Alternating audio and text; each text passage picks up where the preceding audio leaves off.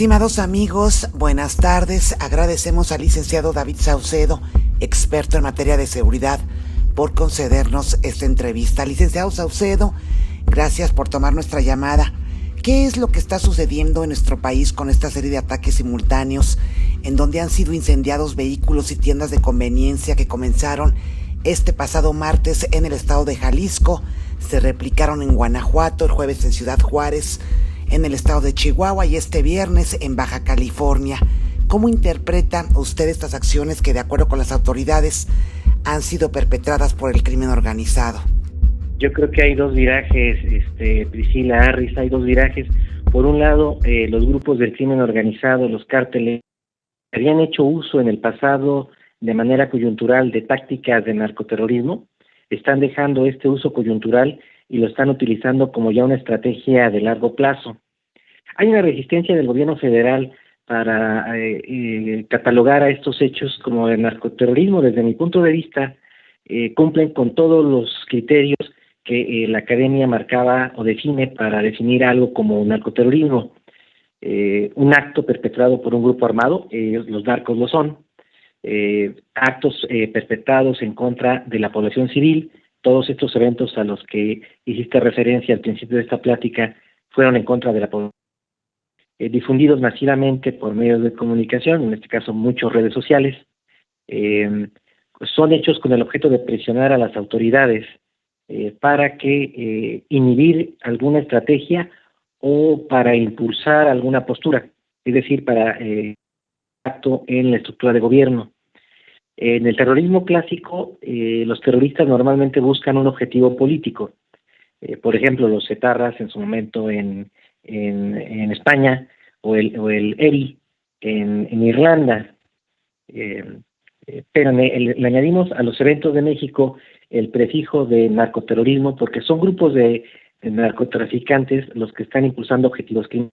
Entonces, aunque el gobierno federal se resista a catalogar como actos de narcoterrorismo a estos eventos de Jalisco, Guanajuato, Baja California y Chihuahua, cumplen con todos los criterios clásicos para definirlos en este mismo sentido.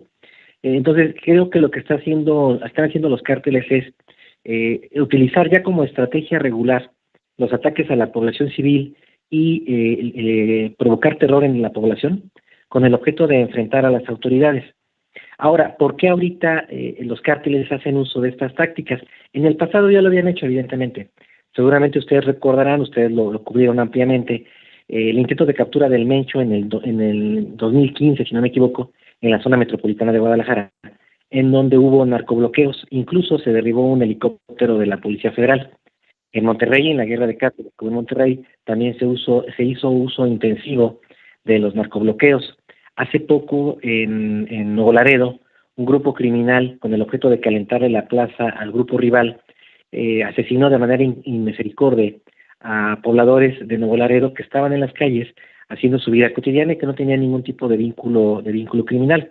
El cártel de Santa Rosa de Lima, en la pelea del Marro contra el gobierno federal, luego de que el gobierno federal declarara la guerra contra el Huachicol, también hizo uso de masacres, multihomicidios y de narcobloqueos. Si vamos más atrás en el tiempo, el primer acto del que se tiene conocimiento habría sido las granadas que se lanzaron en un desfile de 16 de septiembre en Michoacán, en Morelia, justo cuando inicia esto de la guerra contra el narco del presidente Calderón. Pues sí, en efecto, ya había habido eventos de narcoterrorismo, pero no con esta intensidad y no a esta escala. Entonces me parece que es un viraje en las estrategias del narco. Me parece que lo van a empezar a usar de manera simultánea, incluso con variantes. El cártel de Sinaloa, en los ataques que perpetró un grupo menor de dicha organización criminal en Ciudad Juárez, ellos parece que sí se plantearon el objetivo de generar bajas civiles, como en su momento lo hicieron en el famoso Culiacanazo, en donde, como ustedes saben, el presidente Andrés Manuel ordena la liberación de los hijos del Chapo para que no hubiera bajas civiles o de bajas por parte de fuerzas de seguridad pública, estatales y federales. El cártel Jalisco parece que tiene un estilo de narcoterrorismo diferente, en el sentido de que la instrucción que le dieron a sus células fue de generar daños materiales, máximo las bajas civiles. hubo apenas 2 personas asesinadas, 2 choferes de transporte de carga que no detuvieron su marcha cuando los sicarios les marcaron el alto y que fueron asesinados, pero justamente por esta situación. Parece un poco demencial hablar de que hay distintos tipos de narcoterrorismo en México, pero de hecho lo hay. El que está generando el cártel de Sinaloa y el que está generando el cártel de Jalisco. ¿Por qué Jalisco no procura no generar bajas civiles? Parece que todo se debe a la propaganda de guerra que el cártel Jalisco tiene. En su discurso de guerra que utiliza para ir avanzando en zonas y territorios, lo que hace el cártel Jalisco es decir que van a pacificar regiones, que van a combatir a la inseguridad, que van a combatir al secuestro, la extorsión. Entonces sería un contrasentido para ellos decir por un lado que van a combatir a la inseguridad y por el otro lado están quemando los camiones de transporte público que utiliza la población. Por un lado entregan despensas y entregan juguetes en 6 de enero, 30 de abril, pero por otro lado por eso no lo hacen, porque creo que están cuidando su discurso y su propaganda de guerra. Todo el mundo sabemos que esa propaganda es falsa, muy similar a la propaganda que realiza el gobierno federal, pero en todo caso creo que eso es lo que está ocurriendo. O como dice un dicho mexicano muy conocido, pues incluso la basura se separa. Efectivamente, todos los hechos que usted acaba de relatar han sucedido. Sin embargo, a mí en lo personal, licenciado Saucedo, me llama la atención que se trate de ataques simultáneos en diferentes estados, pues esto nunca lo habíamos visto antes. Sí, con gusto. En efecto, es imposible que hayan sido hechos coincidentes.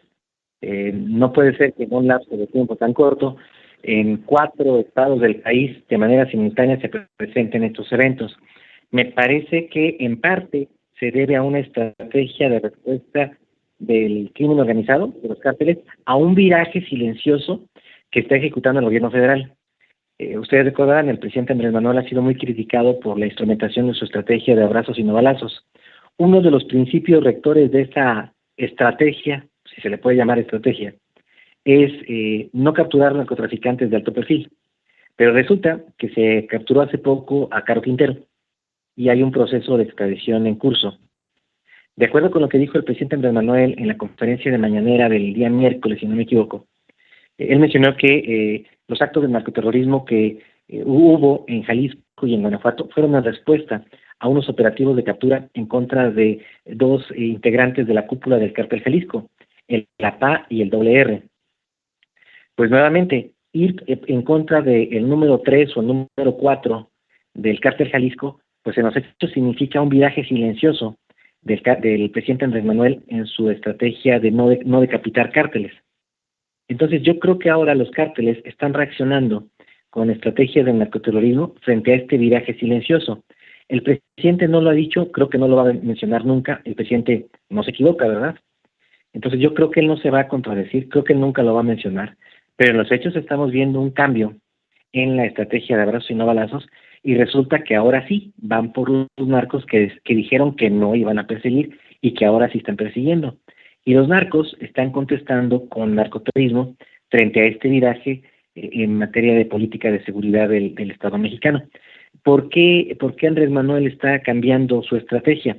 Ya vimos que el presidente es impermeable frente a las críticas de la opinión pública, frente a los especialistas, todo se le resbala. Pero me parece que hay algo que no se le pudo resbalar, que son las presiones del presidente John Biden, que está enfrentando elecciones de medio periodo, y que se ve la necesidad de presentar en bandeja las cabezas de algunos narcotraficantes mexicanos como una muestra de su compromiso ante los electores de los Estados Unidos del combate al crimen organizado y sobre todo por el número de muertes que está generando el consumo de fentanilo, que es uno de los productos, el producto estrella en este momento de los cárteles mexicanos en su trasiego de drogas hacia los Estados Unidos. Entonces creo que esa es la cadenita, la voy a repetir aquí sumariamente. Creo que Biden presiona a Andrés Manuel para capturar narcos de alto perfil. Andrés Manuel hace un giro en la estrategia, ordena para que se capture a Caro Quintero junto con el apoyo de la DEA. Van por los cabecillas del cártel Jalisco y finalmente los narcotraficantes reaccionan con estrategias de narcoterrorismo frente a este viraje del gobierno federal. No tengo muchos elementos para sustentar esto que te comento, todo es una hipótesis de tu servidor, pero me parece que esta fue la sucesión de hechos que explican el que ha habido tantos eventos de narcoterrorismo en los últimos días de manera simultánea, y que son para enfrentar este viraje en la estrategia del gobierno federal. Wow, perdón, qué interesante lo que está diciendo, porque tiene muchísima lógica, muchísima, porque es verdad, o sea, todo esto empieza a raíz de la visita de López Obrador a Estados Unidos recientemente y se desata todo lo que estamos viendo, capturan a Caro Quintero y después iban por el APAI, por el WR, sí, capos de alto perfil de las cúpulas de los cárteles. A mí, ahora que lo escuchaba hablar, se me vino a la mente, y creo que es algo que se ha estado comentando también mucho en redes, señor David Saucedo, el tema del culiacanazo. Yo incluso lo compartí así en redes, lo he platicado. A mí me parece que la peor enseñanza, lo más didáctico que ha hecho el gobierno para los cárteles es el tema del culiacanazo. Ya se la saben, en pocas palabras, ¿no? Ellos ya saben que si ponen tantita resistencia, pueden lograr cosas como las que sabemos que han logrado. ¿Usted ve en todo esto que hemos estado observando, aterrorizados, que está pasando en el país, esta enseñanza del culiacanazo en los cárteles? Definitivamente hay una curva de aprendizaje de los grupos del crimen organizado, porque del culiacanazo saltamos al guanajuatazo y al jaliscazo y al chihuahuazo, es decir, los cárteles aprendieron de esta experiencia. Creo que ahí sí se equivocó evidentemente el presidente Andrés Manuel López Obrador. Creo que los norteamericanos siempre han tenido razón en este sentido. Con los terroristas no se negocia, y eso es lo que sí hizo el presidente Andrés Manuel. Cuando lo presionan con generar bajas civiles en la ciudad de Culiacán y generar una masacre si no se liberan a los hijos del Chapo Guzmán, creo que el presidente evitó en efecto que derramamiento de sangre en aquel momento, una victoria entre comillas, que él así la percibe, pero a la larga les enseñó el caminito. Y ahora todo el mundo sabemos lo que hay que hacer. Si mañana van en contra del líder del regional del Cártel Jalisco en Zacatecas, pues basta con incendiar Fresnillo, ¿verdad? Si el día de mañana en contra de la gente del Mayo Zambada, que tiene por ahí combatiendo contra el Cártel de Caborca en Sonora, pues basta con quemar algunos barcos en el puerto de Nogales. Entonces creo que fue un error evidentemente del gobierno federal ceder en el caso del famoso culiacanazo, y ahora los cárteles están aprovechando esa experiencia para replicarla y generar estos actos con el objeto de presionar a las autoridades y en su caso liberar, o que no los presionen, o que no haya operativos. En descargo del presidente pudiera decir que casi todo lo que ha habido es reactivo. Es decir, todo lo que han hecho los cárteles en materia de narcoterrorismo fue frente a una reacción de un acto de autoridad. En el caso de Ciudad Juárez, aparentemente fue por una venganza del grupo de los Mesiles por el asesinato de compañeros suyos al interior de un penal. Entiendo que ese penal inicialmente ellos tenían el control de la Guardia Penitenciaria, había autogobierno en ese penal desde hace muchos años, pero algo ocurrió, parece que se introdujeron personas ajenas al penal y fueron a asesinar a integrantes y cabecillas de estas bandas de sicarios del cartel de Sinaloa, y fue una reacción frente a esta violación de acuerdos. Se supone que los Mesiles estaban ahí en el Cerezo, no capturados, sino protegidos, porque ellos seguían realizando sus actividades delictivas desde el interior del penal, como suele ocurrir, ¿verdad? Y fue una violación por ahí, alguien permitió el ingreso de otros individuos que asesinaron a sus compañeros. Y en el caso de Jalisco y Guanajuato, pues bueno, los intentos de captura de la PA y del WR. Entonces, sí, en efecto, es una curva de aprendizaje. Ahora lo que falta es que el gobierno federal desarrolle las estrategias de combate al narcoterrorismo.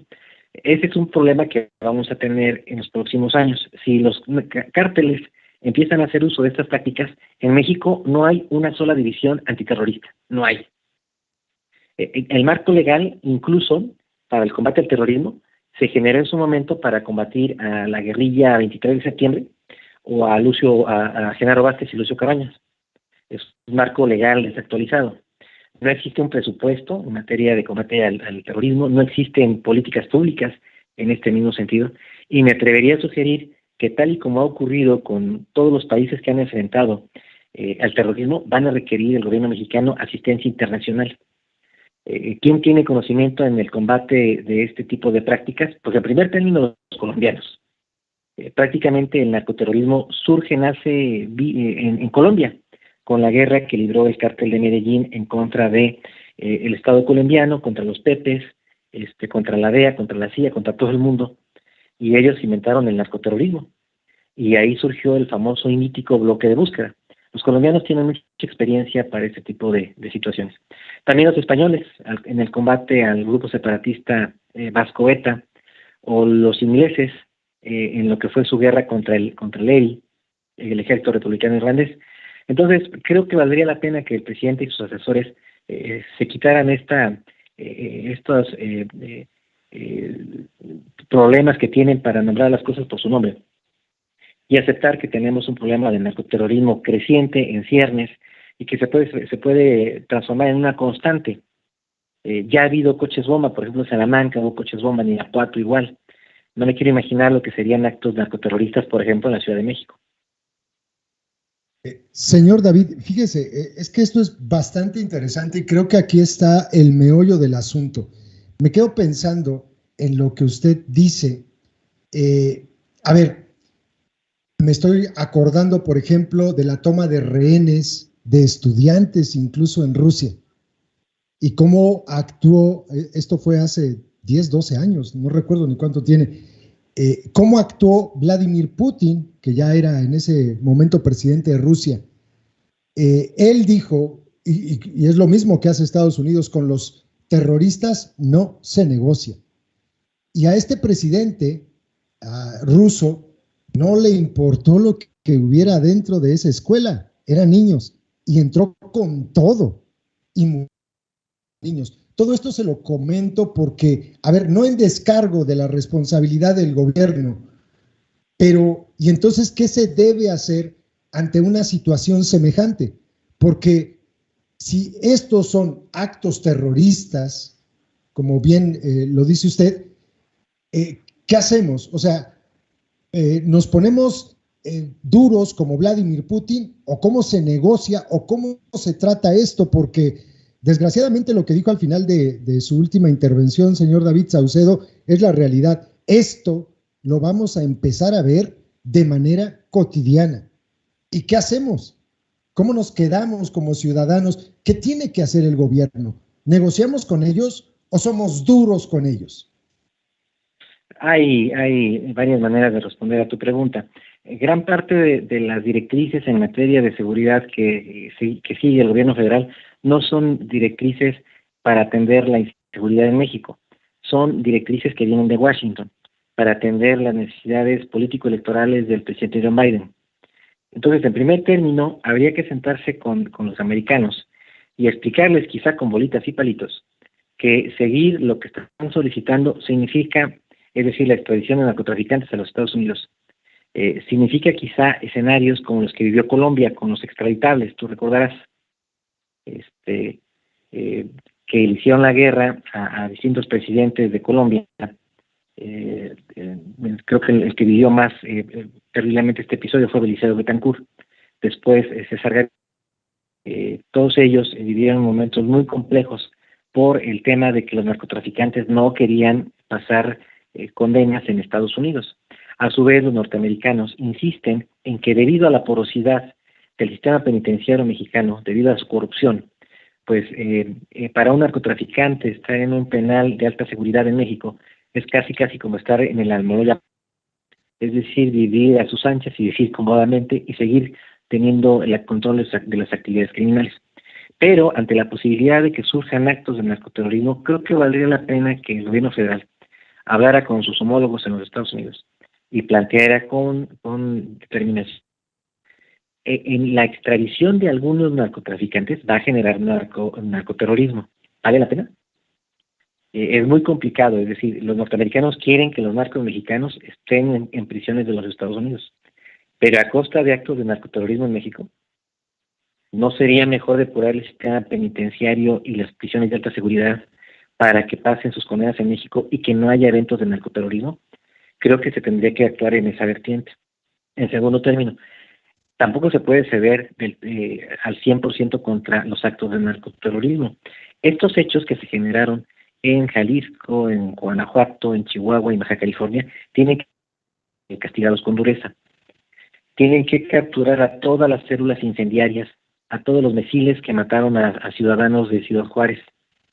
Tienen que ir por todos los que hicieron los narcobloqueos en Baja California. Dejar el mensaje claro que incendiar un camión de pasajeros, incendiar una tienda de conveniencia, yo no soy partidario de los Oxxos, pero entiendo perfectamente que generan pánico entre la población. Hacer eso va a tener consecuencias muy graves, pero no se hace.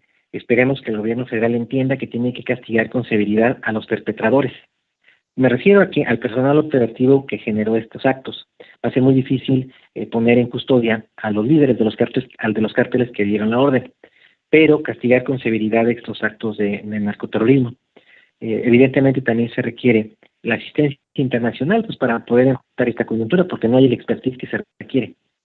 Y evidentemente el presidente tiene que cambiar esta perspectiva que él tiene de lo que él busca, creo yo, es administrar el conflicto en materia de seguridad para poder continuar con sus objetivos político-electorales de ir ganando gobernaturas, de asegurar que el siguiente presidente sea de Morena, avanzar en sus proyectos de infraestructura, avanzar con la instrumentación de sus programas sociales. Él trae su propia agenda, su agenda político, social, electoral, la tiene muy definida. Y el tema de la inseguridad creo que solo lo está administrando para que no entorpezca todos sus demás objetivos. Pero en ese afán...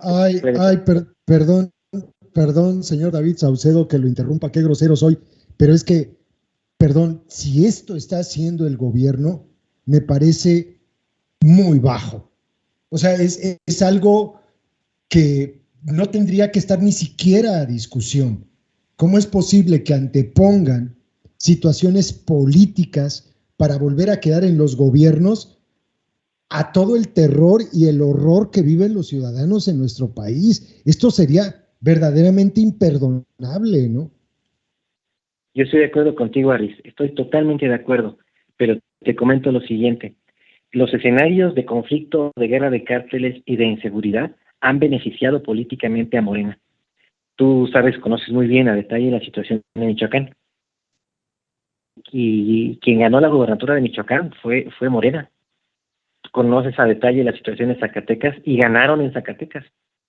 Es decir, los escenarios de inseguridad están jugando paradójicamente a favor del partido del presidente. Esto es algo también ocurre en Guanajuato, por cierto. En donde hay una violencia disparada, el Partido de Acción Nacional obtuvo la victoria. Entonces pareciera que los partidos políticos están aprovechando en su beneficio estos escenarios, generando estrategias político-electorales de desgaste en contra de los gobiernos que están al frente y de esta manera apoderarse de las gubernaturas. Ya ahorita que son gobierno, ya se dan cuenta que no es lo mismo, ¿verdad? Ser borracho que cantinero. Y ahorita el gobernador de Zacatecas, el gobernador de Michoacán piden esquina, pero sí se beneficiaron del desgaste que le provocó a los partidos de oposición, a los gobernadores de oposición, la situación de inseguridad. Me parece que es un cálculo frío, un cálculo maquiavélico, un cálculo duro, rudo, pero que en los hechos el partido del presidente ha estado utilizando para ganar gobernaturas, beneficiarse de la guerra de cárteles y de los escenarios de inseguridad que hay en el país. Licenciado, respecto a lo que usted comenta, quisiera su opinión de lo que nos dijo el ex agente de la DEA, Héctor Berreyes, durante una entrevista. El agente Berreyes es quien lideró la Operación Leyenda. Tras la tortura y muerte del agente de la DEA, Kiki Camarena, él sostiene que los cárteles del narcotráfico son utilizados por los partidos políticos como brazos armados y operativos y que incluso los cárteles calientan las plazas, como se dice en el argot criminal, en favor de los partidos durante las elecciones. ¿Qué piensa usted al respecto? No veo al gobierno federal con la capacidad, sagacidad, astucia para manipular de manera simultánea al cártel Jalisco y al cártel de Sinaloa. Estos cárteles serán todo, pero no son manipulables. Veo más bien que ambos cárteles, cártel Jalisco y cártel de Sinaloa, sean muy capaces de manipular al gobierno federal en el sentido inverso. Entonces, no comparto esta tesis, pero entiendo las razones de quienes la esgrimen. Sobre todo porque en la época de Felipe Calderón, en su guerra contra el narco, el presidente Calderón, en efecto, sí direccionó las estrategias de seguridad para erosionar a los enemigos políticos de su partido. Eso sí es real. Entonces, sí ha habido en el pasado un intento de los sucesivos gobiernos federales de ahogar a ciertos gobiernos estatales con un clima de inseguridad y para que disminuyan sus niveles de aprobación frente al electorado. En este caso en particular, creo que haya sido el caso. Más bien creo que fue una estrategia del narco por las razones que yo comentaba hace un momento, pero no creo que haya sido el gobierno federal el que haya tratado de ahogar a Diego Sinue, Maro Campos y Enrique Alfaro, que evidentemente si Andrés Manuel pudiera seguramente lo haría, pero no con esta estrategia. Señor David Saucedo, volviendo un poquito al tema del terrorismo, fíjese que cada que hablamos de este tema y las intenciones, por ejemplo, que surgieron desde el gobierno de Donald Trump de declarar a los cárteles mexicanos como organizaciones terroristas, cada que escucho eso, a mí me entra mucho miedo, es como si me dieran un toque, ¿no? Eléctrico, un shock así fuerte, porque me acuerdo de la ley Patriot, esta ley que instauraron, no sé quién les autorizó a los estadounidenses a hacer esto, ¿verdad? A ellos ser la policía del mundo, y que en cada lugar donde hubiera un terrorista, ellos podían intervenir militarmente. Y a mí esto me llena de mucho miedo, y se lo confieso, se lo he dicho mucho a la gente. ¿Podríamos pasar por una situación así si el gobierno de Estados Unidos declara a los cárteles? Por eso me preocupa tanto utilizar el término, y que de repente por la ley Patriot ellos dijeran, mira, el cártel Jalisco es una estructura terrorista, y como el terrorismo es algo que nosotros estamos combatiendo, vamos a entrar a México. Fíjese, señor David Saucedo, que de hecho el gobierno de Estados Unidos le encargó a la Universidad de Maryland que estudiara específicamente al cártel Jalisco, y han hecho análisis en los últimos años sobre su forma de operar, con toda la intención de declararlos como un grupo terrorista. Yo me pongo a pensar en lo peligroso que sería esto para nosotros, porque yo leo muchos comentarios que nos dejan en los videos. Son terroristas, hay que declararlos terroristas. Usted nos lo acaba de decir, no tenemos ni siquiera leyes para eso. No hay ni un grupo que se dedique al terrorismo, no hay antiterrorismo dentro de la Secretaría de Seguridad Pública y Ciudadana de México. No existe. Esto no sería hablar de esto, declaren a los cárteles como grupos terroristas, no sería abrir la puerta para que Estados Unidos intervenga en México, y pues ya sabemos lo que ellos suelen hacer. O sea, no traen rosas, no traen florecitas, ellos entran y les va a valer gorro con vayan. ¿Qué piensa usted? Es un hecho, es una posibilidad real. De hecho, esta ley Patriot se inscribe en una vieja tradición de los Estados Unidos en el combate al crimen organizado internacional. Ellos están ciertos de que para poder llevar ante la justicia y para poder inhibir la comisión de ilícitos por parte de las organizaciones de macrocriminalidad, lo que tienen que hacer es ampliar el ámbito de influencia de la justicia norteamericana. Es decir, que la DEA participe en las capturas de narcotraficantes de alto nivel, que el sistema penitenciario de Estados Unidos sea el que tenga en custodia a los narcos capturados. Incluso casos muy relevantes que han realizado los norteamericanos de intervenciones, seguramente lo recordarás, en Panamá, con la captura del general Manuel Antonio Noriega, acusado y detenido, y enjuiciado y sentenciado en Miami, bajo cargos de narcotráfico. el recientemente extraditado a los Estados Unidos por los mismos cargos. Ellos siempre han buscado esto. Esto es justamente lo que ellos quieren, los norteamericanos, que el combate al crimen organizado se haga con base en sus leyes, en sus criterios, con sus tecnologías, con las penas que ellos imponen y doblegando a los gobiernos de América Latina en este caso para que acepten la extraterritorialidad de las leyes norteamericanas que se puedan aplicar fuera de sus fronteras. Sí es algo muy arriesgado definitivamente, sí es algo muy complejo. Todos los países en materia de procuración de justicia han cedido parte de soberanía al incorporarse. Todo el mundo sabemos que una ficha roja de Interpol genera una orden de captura con fines de extradición hacia otro país. Pero en efecto esto implicaría un debate y un análisis muy serio de cuáles serían los alcances y límites que tendría el gobierno de los Estados Unidos al momento de prestar asistencia para el combate al narcoterrorismo en México.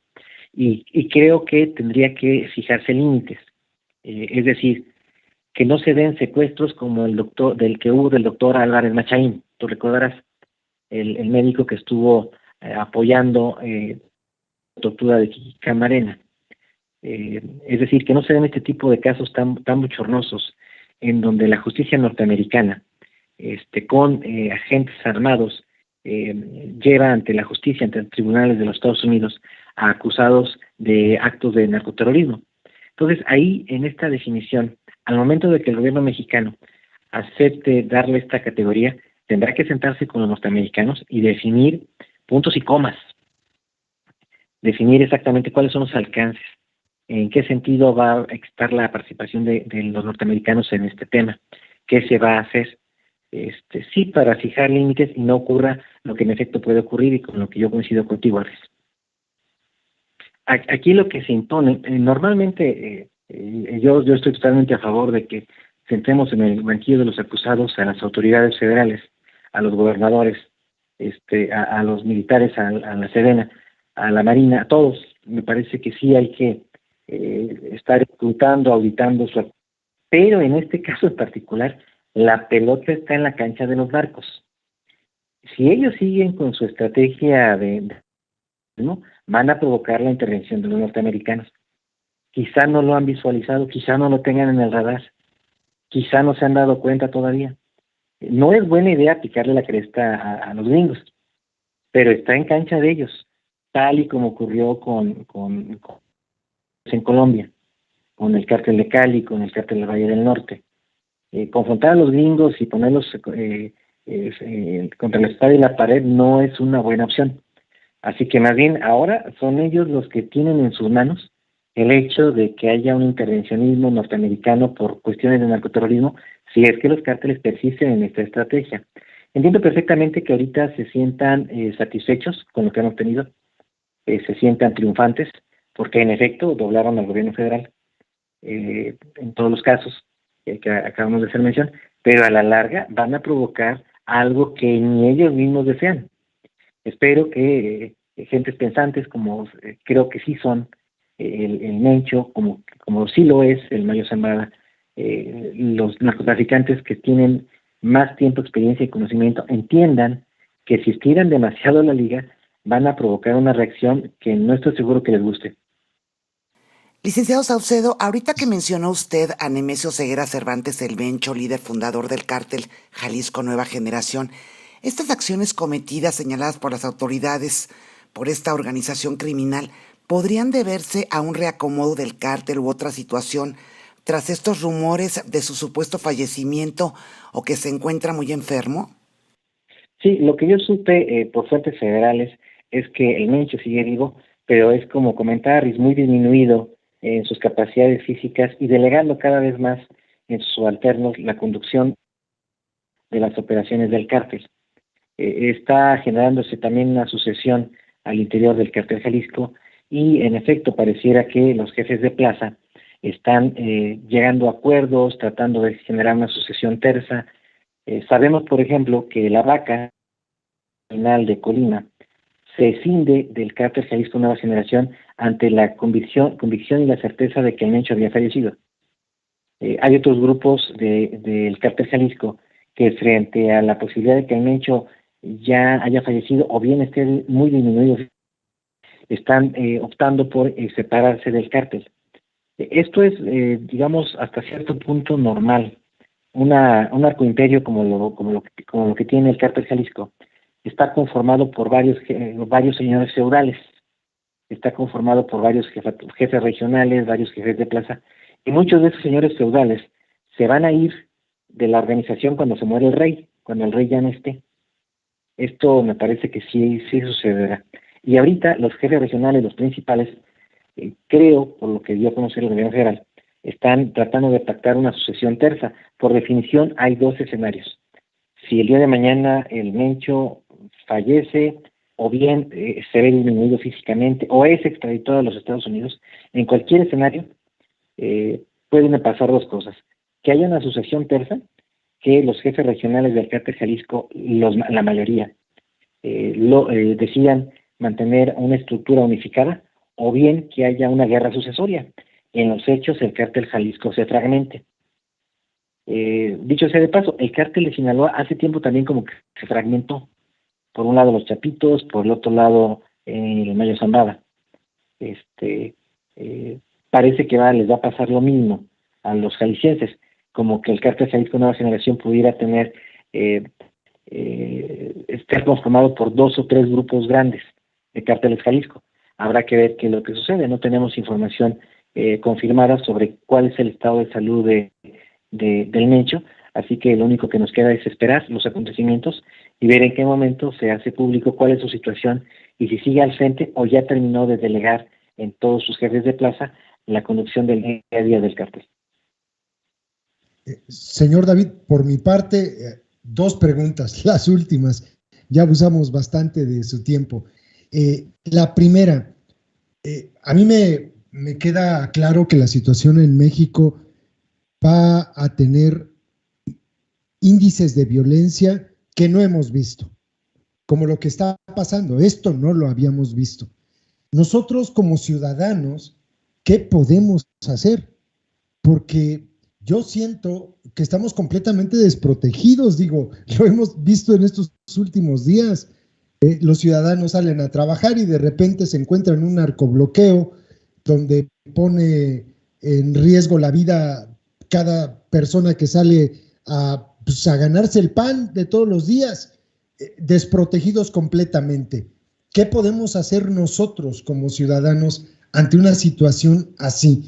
Y la segunda, ya para terminar, ¿no cree usted que toda esta situación que estamos estos días en el país es porque se haya roto algún pacto?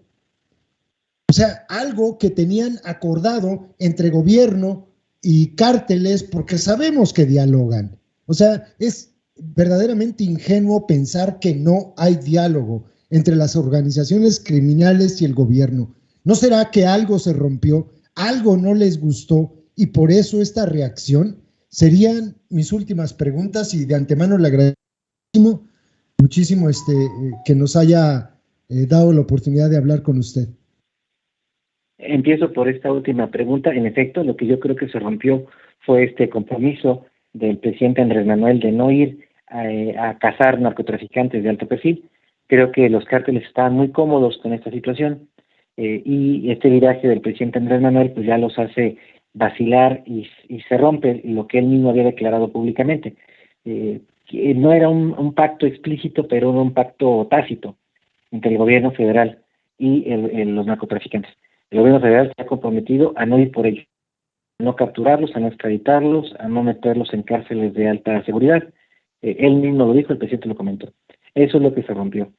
El presidente da un giro a su estrategia y eso genera una reacción, un coletazo por parte de los cárteles de la droga. Con respecto a qué tienen que hacer los ciudadanos, el narcoterrorismo tiene como principal blanco de sus ataques a la población civil. Esto genera pánico, genera psicosis social. Lo que tiene que aprender la sociedad mexicana, que va a ser un aprendizaje muy lento, muy doloroso, muy difícil, como el que vivieron los habitantes de Londres o como vivieron la población madrileña en su momento, o como vivieron los habitantes de Cali, de Medellín. Es muy difícil lo que voy a decir, pero es pavorosamente real. La vida sigue y el narcoterrorismo, que seguramente seguirá en las próximas semanas o meses. La gente tiene que seguir adelante. No puede vivir con miedo. No se puede vivir con miedo, pero eso es lo que tiene que aprender la población. Es un aprendizaje doloroso.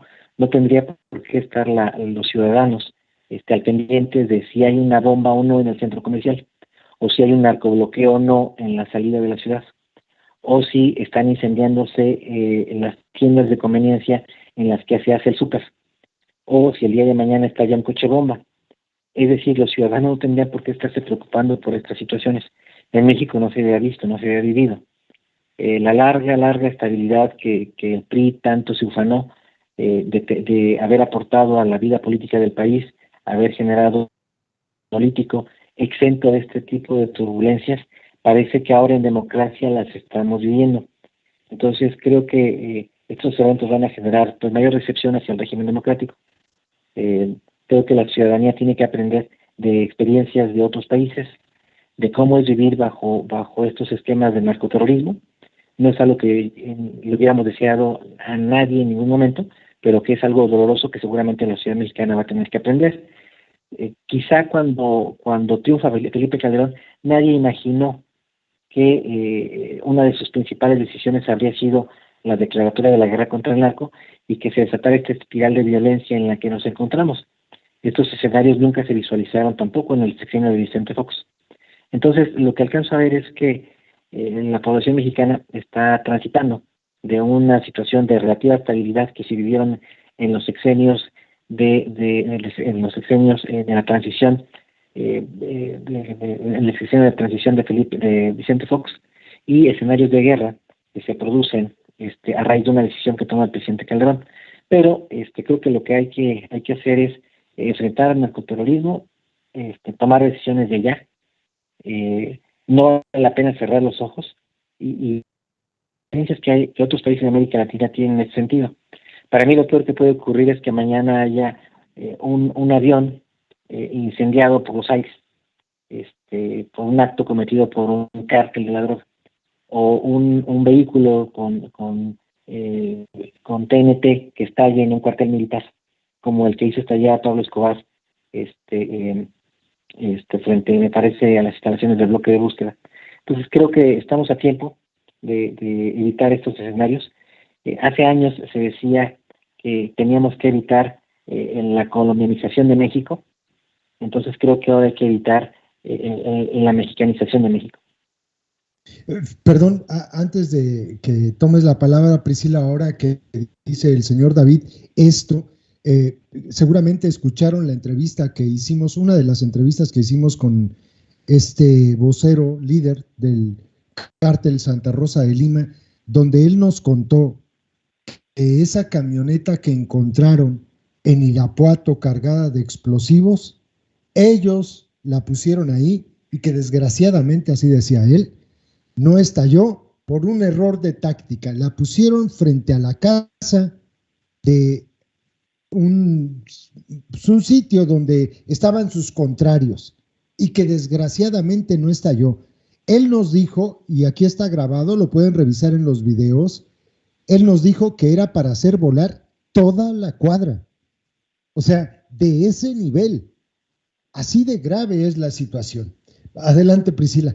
Gracias, Aris. Ya para concluir y agradeciendo mucho su tiempo, licenciado Saucedo, quisiera preguntarle qué hay en torno a la información vertida en el sentido de la supuesta fractura al interior del cártel de Sinaloa entre el Mayo Zambada y los Chapitos. Pues es una relación que parece un maridaje. De acuerdo con información del gobierno federal, ha habido momentos de sinergia, de indiferencia, de atacarse mutuamente, ha habido de todo. En parte por la inestabilidad emocional de los hijos de Chapo Guzmán, que ellos se incorporaron al cártel, no lo conocieron de sus cimientos, no lo construyeron como el Chapo y el Mayo. Entonces sí son narco juniors en el sentido estricto de la palabra. Parece que tienen un desprecio importante hacia el Mayo Zambada, tanto por su rango de edad como por sus viejas prácticas en el manejo del negocio de narcotráfico. Los Chapitos, dicho sea paso, tampoco han mostrado ser muy habilidosos en el manejo del negocio que les heredó su padre. Se conducen de manera un poco caprichosa, un poco habilidosa, pero es un maridaje.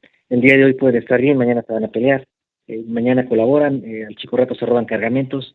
Es un desastre esta situación interna que hay al interior del cártel de Sinaloa, pero tienen la sensatez para enfrentar enemigos comunes, aunque al interior, en su propia casa, se estén peleando en la sala, en la cocina, en la recámara, tienen la sensatez de al momento de salir a la calle enfrentar los enemigos que son comunes.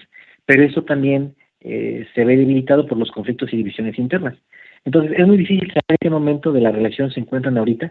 Lo mejor que puedo yo, el término, esto es un maridaje, un día bien, 2 días mal, se pelean, se reconcilian, y así va a seguir, así va a seguir seguramente, de aquí hasta que el Mayo Zambada se retire, pero va a continuar este esquema de una relación tirante, una relación complicada, sobre todo por el carácter de los Chapitos y por la diferencia de edades entre ambos liderazgos.